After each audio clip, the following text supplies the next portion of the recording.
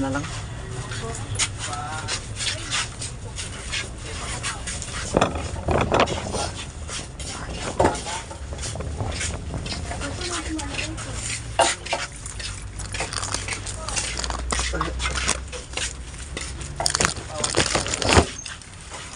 Visual mo pa? Bumili ka. Hindi ako isa. Ay, pinakita ako. Malaki. Iyan kain ako.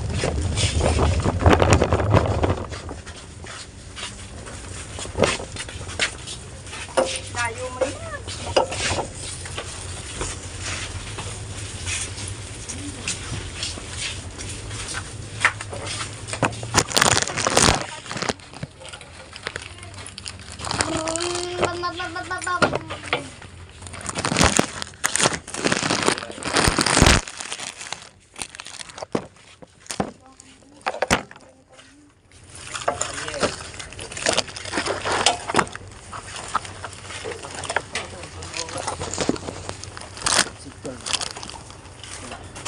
Doon.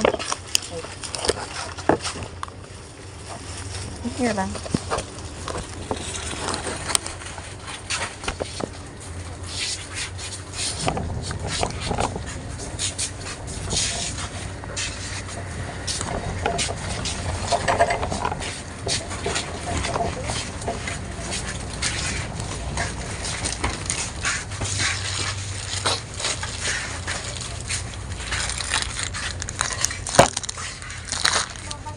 Ano?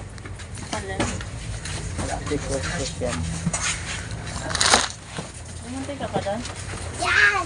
Hindi mo na. Meron ko. Hindi ko nagamit ko. Yan! Ano? Quick, ayan o. Quick yan. Oh. Kuha. Ay, wala. Sapo namin bobat.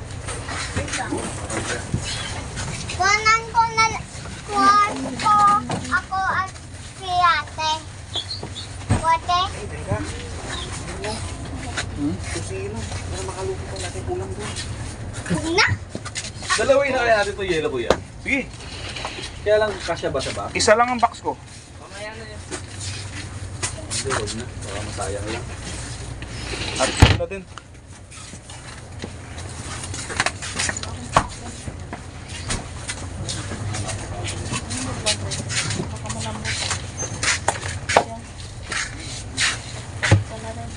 Oh.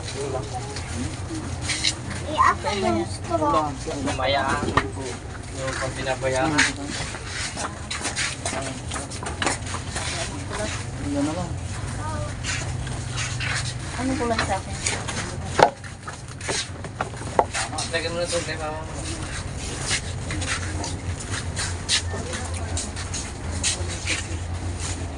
Ano yan yung maliit na yan? Pang-bundle mo. Pang ano? Yes. Ba? Bago ka pizza? Ang gagawin mo? Maano ka? Ano? Tanggal na. Ito? Ano ba yan? Ano sabi mo? Sabi ka mo. Pagtanggal ng ano? Ay, ito. Kalamansi.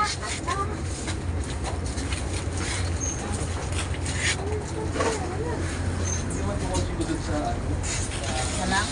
Ikaw? Ano ka ba? Gusto ko yan. Laing yan. Na. Lili ka pa. Ayun, usang palo. Ha? Ha? Pwede bukas.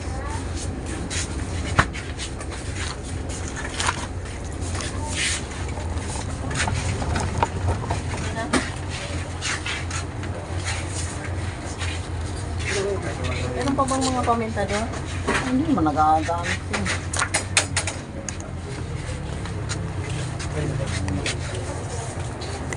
Dumplings.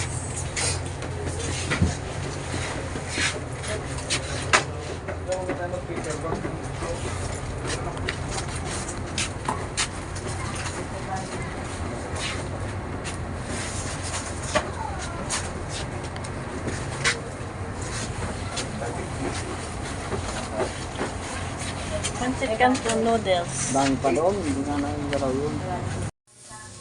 Nandito ako guys sa bahay. Sinundo ako ng... Ay hindi. Dinaanan ako ng asawa ko. Bumili siya ng isda. Tapos dinaanan niya ako dun sa bahay ng pamangkin ko. Tanghali na.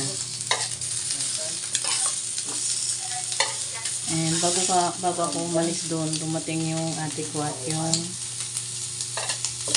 palalabs niya. Siya ang nagtahi ng uniform. Pero hindi ko na inantay. Hindi na namin inantay na matapos. Kasi pwede naman kunin yun anytime. Kasi parehong pareho ng panggabi ang mga night shift na sila. Ay, bago kami umuwi dito, duman kami sa Daling. Yun nga, nag-grocery. Tapos, tcharan! Mount Everest na labahan ang nag-aantay sa akin. And dito, iniinit ko yung manok. Binili niya to kahapon. Hindi pa siya nag-aalmusal. Ay, nakukawawang asawa. And yung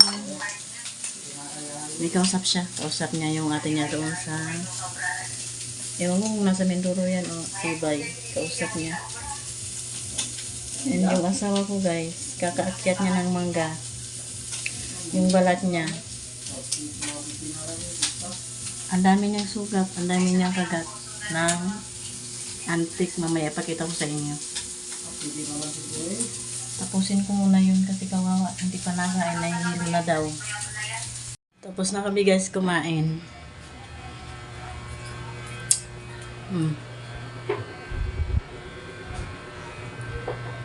Inubos na yung manok.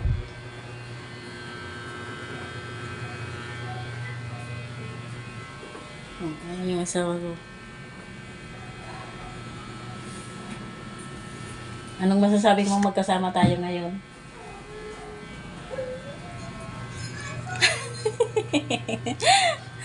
Zero.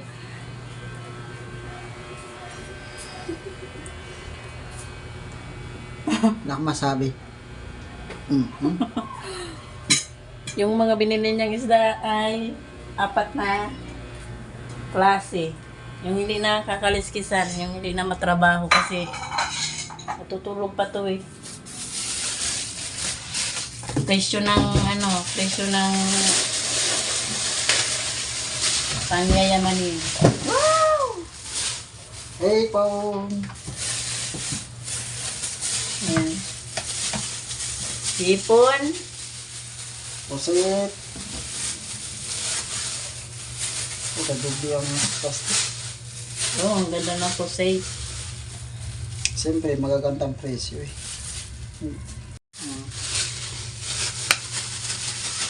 Magaganda ang itsura kasi maganda rin ang presyo. Kayas. Magsabaw tayo bukas para naman Ito, pani. Dalawa, 200. 150 isa. Okay, that's all. ako naman ay okay ka na dyan ah. Ew, alam nyo ba guys, simula nung nag-swimming, hindi pa yan nagaling. Kahit yung kasamahan niya nag-swimming. But yung kasama niya nag-swimming, kasamahan niya. Nag-ano rin kasi pareho niya. Nakatingin na ba yung sa class? Maya. Bayad ako. Saraan. Ay, wait lang. Kailangan niya ako. Gusto niyang ulamin mamaya guys ay ayang hipon eh. Ang pangarap niya ang bumili ng supo kasi may budget siya. Kaya lang wala siyang makita. Malaki. Mayroon maliliit. Maliliit daw yung nandoon. Gusto niya yung malalaki kasi Wala lang. Gusto niya. Pangarap niya yun. Wala siyang natimingan, kaya hindi siya bumili. Kahit na may budget siya. Anyway, ipakita ko sa inyo yung mga binili namin sa Dali. Ito, ininom na namin. Ito sa kanya. Tumikim ako. At ito naman sa akin. Dito na ako sa taas. Itong tote bag. Ayan.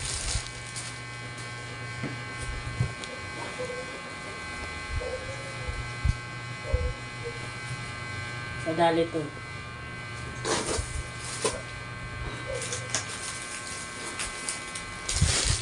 Bands. Dishwashing. Biscuit. Pita. At Happy Flakes na Dali. Apple. Shampoo. Ito pa isa pang ano. Yung isa kalamansi. Ito naman ay sampalok.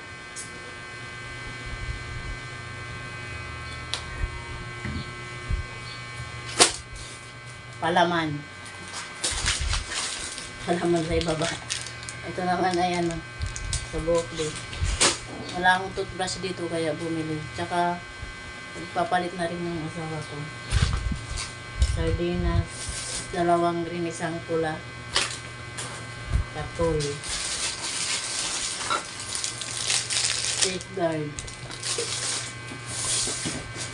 Binili din kami sa butika. Yung off. Namutik na yung kalimutan. Yung ointment. At itong maintenance.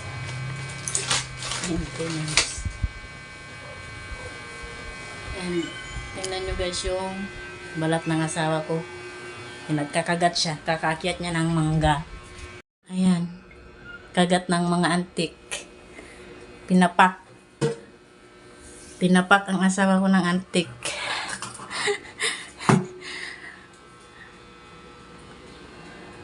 Meron din siya sa binti. Sa braso. Wow, may itlogs. Tuwang-tuwa talaga siya pag may nakikita siyang itlog ng isda. Nakasmile yarn. Dito na siya guys naglinis sa kusina kasi yun nga, 4 na piraso at saka 4 na klase. At saka hindi naman kakaliskisan. Parang may sipon na. Hindi parang, may sipon talaga. Anyway, magliligpit na ako. Mag-separate ng laban kasi mamaya maglalaban na ako. Kasi bukas ng hapon, balik ulit doon sa kung saan ako yayayo. Tulog na guys ang asawa ko.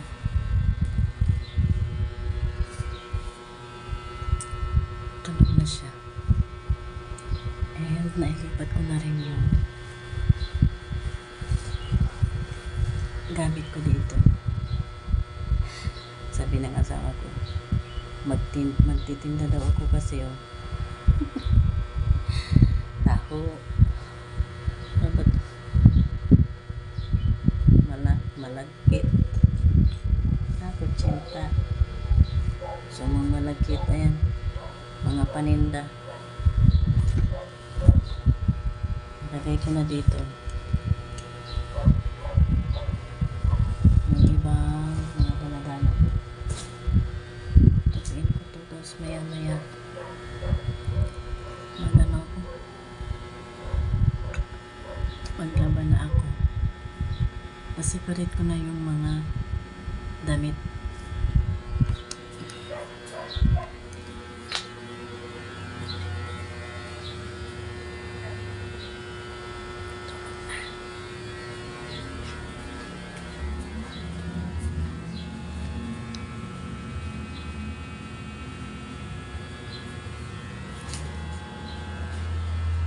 Kapag uminit mamaya,